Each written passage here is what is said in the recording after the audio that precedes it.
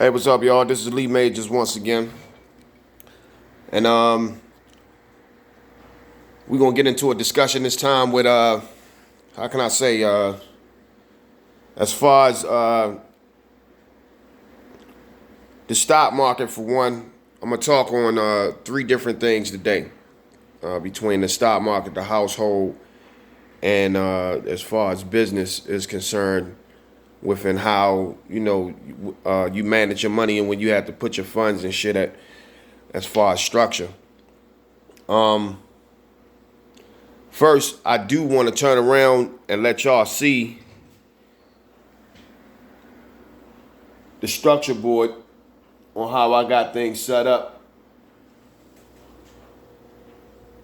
for where you have to have shelters at for your money. And I'm sitting at my desk right now, and I'm going over, different things that I'm planning on purchasing.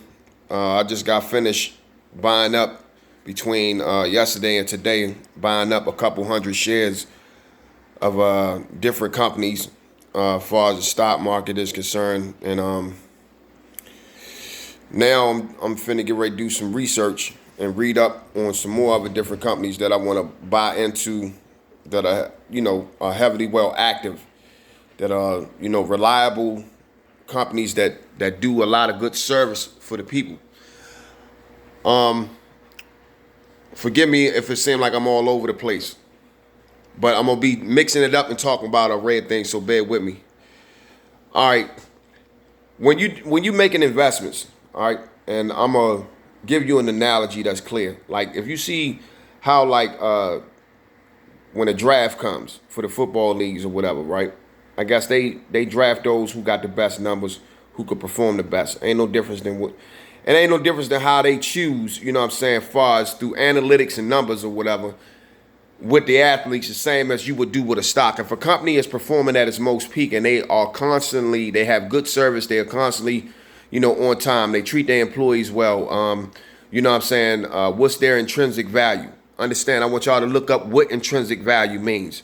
How many employees do they have? You know what I mean? How much do they bring in every year? The main thing is whatever you finna get ready to invest into, look up their financial reports. Look up their analytics. All right, analytics is information on performance. All right, I'm gonna put it as simple as that. Every business done had a bad year where it goes up or down. All right, but you have to look at the performance. This country is a country of performance. If you're known to perform good, then therefore you are in high demand. Okay, so you have to look at, what is the top performance companies you want to put your money into. Investing, is something that everybody should constantly do. It's healthy for the economy. It's healthy for the household, and it's also, it makes you another, sector of income that could finance and the rare different things that you would want to do. Why? Because you are providing these companies monies of yours to use in order to conduct the service worldwide. And if you can't understand what the fuck I just said just now, then you definitely got to go back and re-educate yourself. All right? So what I've always been good at doing is gathering capital, allocating capital, flipping capital, besides all my other talents. Okay? And I've always been good with handling money where I could take $5 and turn that shit into $500 by investing into different things and just flipping the shit. People can make all types of large amounts of money. And, you could be paid. But how much are you keeping? You know what I'm saying?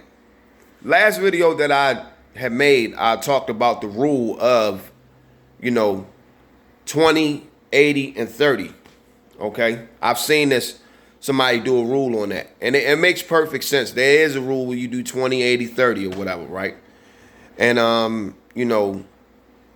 that 20, 80, 30, you know what I mean? Like the 30 you invest the 20 you live off of, you know what I'm saying, and the 80 you put away.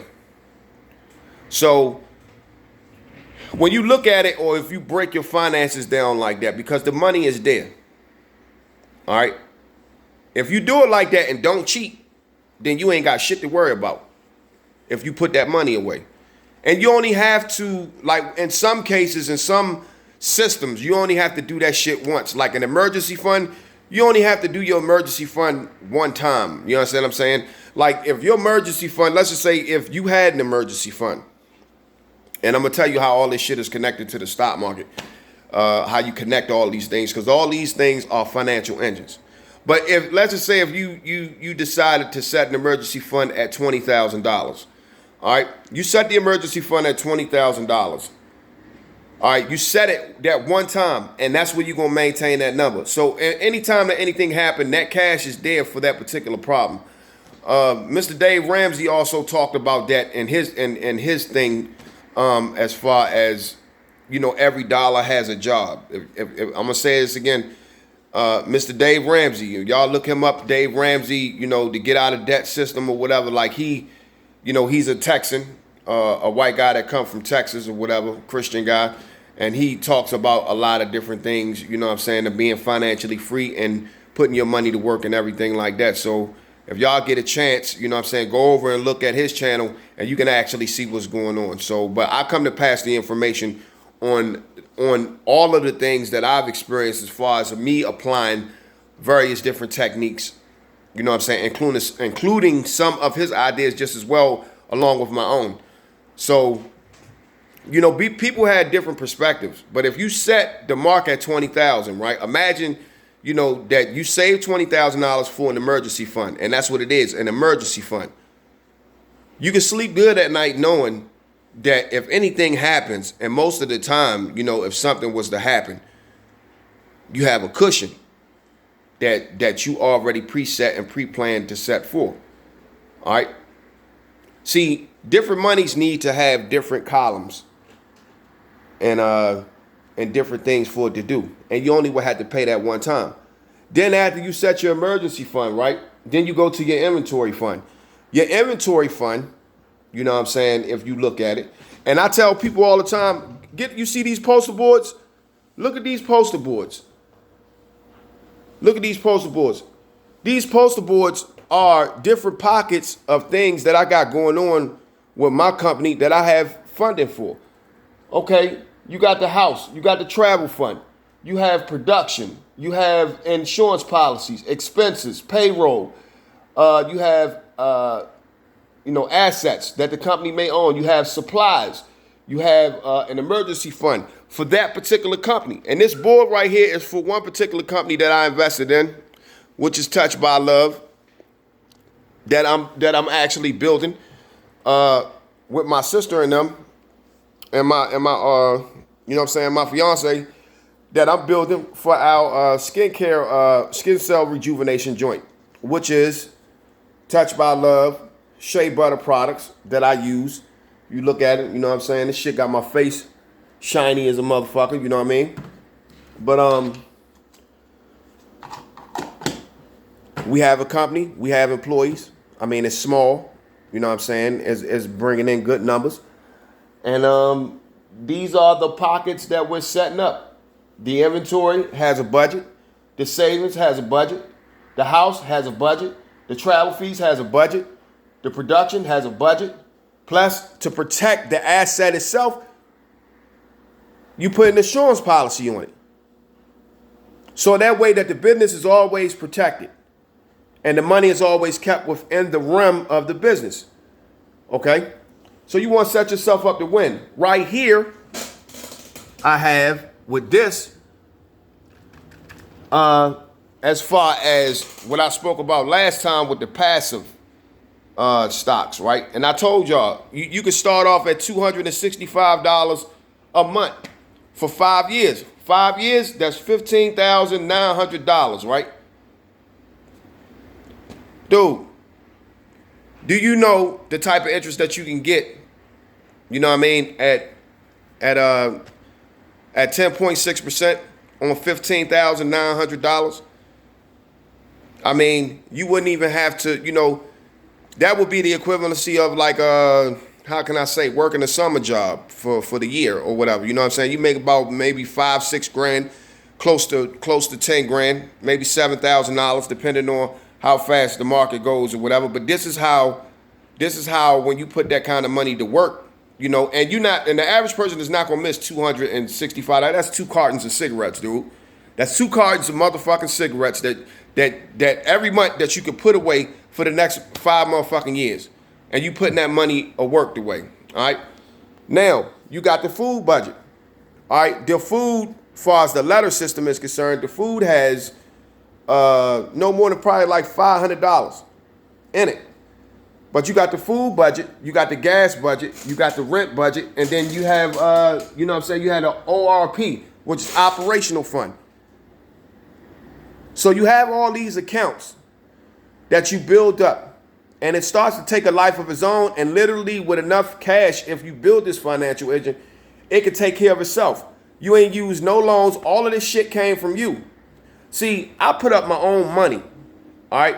Anything that I've ever done in my life, I put my own money up. I didn't get no loans or nothing like that. All right? Like the employee budget. I saved up a whole year at $600 a month for 12 months to get the first $10,000 to $12,000 to be able to employ people or to create small jobs or small contract jobs for people that I could pay them to help me do work. You understand what I'm saying? So if you got an employee budget, right? Let's just say you set your employee budget at $13,000. Have $13,000 in the account where you can pay people to help you and assist you to do work. These are the working functions of what an investor does and what a person in business do. Certain people have to be vast and educated on like when you spending money, right? Especially when as an independent when you work for yourself. And this is something that Dame Dash had actually talked about. And I speak of these things because a lot of entrepreneurs, we're spread out. The guys who like to take risks. I've always taken risks. You win some, you lose some. But when you put up your own money, like your percentages of failure, you can't afford to fail. So we had to make sure that every fucking calculation, we can accept failure if we learned something. But it won't be as catastrophic as it was if we didn't take every little piece seriously. You understand what I'm saying? So your calculation definitely has to be right. And when you do your research, it definitely has to be correct. So what else? As an independent, it's way different than working for a corporate fashion. As an independent, you take all the fucking risks. You can't afford to backtrack. You can't afford to fail. Most corporate fashions have pools of money that they can waste. See, a nigga, like most corporate fashions could be $10-12 million in the hole, and then 1 year they have a good year, and then they make up for that shit. Because they got the money to fuck up to do that. An independent don't have that. All right, so we have to slow bubble our shit. But everything has its pros and its cons. If we was to go on ahead and make 100,000, we could take 60 of that and put the other 40 back into the business. Whereas though, if you work for corporate and you make 100 million, you may leave with 2 million. You may leave with 2 million. Even though you made that corporate fashion 100 mil, because that 100 mil has to spread out to all of those other companies that are underneath of that corporate umbrella. So we have to understand what structure is. I tried to help a lot of my guys understand this. I understood this at a very young age, far as money management and everything like that. And my people, didn't understand. They didn't understand it. All they understood was the surface shit. As far as paying your bills, going to work, working a 9 to 5. Okay, well, you may flip some shit. If niggas wasn't in the streets selling drugs or whatever like that, or selling some weed or whatever, they really didn't know as far as how you had to recirculate money back into the system and how eventually things start to pay for itself. What I was talking about 20 years ago, now everybody is on. And it's fucked up that it has to take that, but it's cool. Nature has to take its course. Fine. But now we have the time where now information We in the information age, so everybody should know what the hell is going on. I don't give a fuck how talented you is. I don't give a fuck how much shit that you got, how many projects you done made. Without the discipline of managing your financial affairs well, none of that shit means nothing. Your shit will not get out there. If you don't know what promo budgets is or whatever, if you're not willing to drop $13,000 to $14,000 to promote your own shit, you can cancel that shit. None of it would never, ever, ever fucking see the light of day if you don't pay for marketing. And you may dump $13,000, $14,000 in marketing just to get it out there. You may, over the years, the first 5 years, I say about $100,000. You could crack it, you know what I'm saying, and break it down at $10,000 a year, or $15,000 a year, or $20,000 a year. If you do $20,000 a year in 5 years, you've been done $100,000 in marketing. If you're working with a low budget or whatever, you could do $6,000 a year, you know what I'm saying, in marketing. But it does something. As your business starts to progress and grow, I don't give a fuck what you do, whether it's music, entertainment, etc., etc., etc., the stock market, etc. I'm just speaking in general in all things, all right? You have to know where your money is going. I give you another segment, all right, because we 16 minutes in. Your rent. There's nothing wrong with being broke. You don't have no immediate liquid in your pocket. That's fine. Make sure all the bills is paid up. You always gonna have liquid cash coming in as long as the bills are paid up. Pay your rent months ahead of time. And this is the reason why you got these like different pockets of accounts as far as like a travel fund and gas fund. So that way your income will not be interrupted. Because your income is what's feeding all these pockets. So it's just like if you got a lake that's delivering water from the ocean, you don't stop the flow of that river. You know what I'm saying? You don't stop the river flow. You know what I mean? Your income is your wealth building tool. Hate to sound cliche, but your income is your wealth building tool. So any time that your income is compromised, meaning if you already spent the money that's coming in, there's no fucking way that you could actually save anything. So we have to free that up. And this is why you have all these pockets of money everywhere. You have all these, accounts everywhere. I have over 17 different accounts for over 17 different responsibilities. And every month I pay into them shits. Like as if I was paying a credit card bill. So I take care of myself. I pay my own retirement. You understand what I'm saying? I pay my own retirement. I have an account where I pay into that pays me a certain amount of interest or whatever. I have a couple S&P 500s that I've been putting money into, for long term. Long term. So within the next 30 years, when my physicality wears down, I can cash out and still invest that and flip that. Because now I'm working everything from here and I ain't really got to physically move around and I can enjoy the rest of my life as I get older. So we have to think about the future or whatever. We have to think about the future. All right. I'm still in my prime right now. I'm in my 40s. You understand what I'm saying? I'm in my early 40s, early mid 40s or whatever. So I still got a good 25 years of slanging and banging, you know what I'm saying, left. Because I ain't wear my body down. I ain't, you know what I'm saying, I ain't fuck my shit up. I invest in my shit. I'm still strong. All my faculties and shit is straight mentally and shit like that and physically. You know what I'm saying? So, and that's because, far as being a master of the martial arts, we have been trained, you know what I'm saying, to take care of our physical faculties and shit like that. So, I invest in necessary herbs and shit to enhance my, brain activity or whatever, and, stretch and do all that shit. I take care of my shit like a machine. So, yeah, I didn't abuse my shit. But anyway, that's another thing in investment. You're investing into your health. But anyway, as far as setting up all these money systems, This is something that we need to do. If you go to Walmart, buy stock in Walmart. Buy these things. Definitely buy these things. Like for my Verse for Verse company, right? And Verse for Verse, I put out 5 albums, you know what I'm saying, years ago. And music and shit, I still do the hip hop shit, you know what I'm saying, for sport. If I make a little money off of it, that's cool. But any money that I make off of that, all the money that I've made off of music, I put that shit into the stock market. And I put that shit into the house. That's it. All the money that I made off of music, I flip and invest that shit and put it into my investments into the house and my investments into conducting service for other people.